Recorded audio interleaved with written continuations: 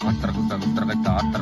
қайтты, керлер мұздай қаруланды, құрғамыққа аруларды жау жолады шекараға, атқа қондыр дем арада, ажал өзі айдап келді, жауды біздің жер анаға, ажал өзі айдап келді, жауды біздің жер анаға, жауды біздің жер анаға. Жігідін мықтап тартып алды, жібідің байлап басын оғын, қанжары да қайраулудың, көкірегілдіп сайраудың, тұлпары да таңдаулудың, түбі ғана қайнауды. Жігідін мықтап тартып алды, жібідің байлап басын оғын, қанжары да қайраулудың, көкірегілдіп сайрауды, тұлпары да таңдаулудың, түбі ғана қайнаудың, түбі ғана қайнаудың. 300 батыр келе жатыр, тұғырамықты дүбірі қатты, жалға тулақ байлаулы тұр, атар атта, бұрқыр атта, сасқан жауда тарқар атта, қырқы бүт, тайсүйегін сарқар атта, семсерден сау адам қалса, ата яғы тарпы бүтті, шатырлары от қоранда, батырлары от қоранда қоса жанды, қырып салды қас адамды, тұттиылда дөңін бүргіт, көлеңкезді жаудыр күтіп, ардақадай жалын бүріп, жауылдарын жалындыртып, қазағымның қара жері сенің иең, менің туған ұрпағым деп, жауларымның шадын қырып, бір бешеуін сабап болар бұлла шаққа, оған керек жайдық тұр, ырымның гынды,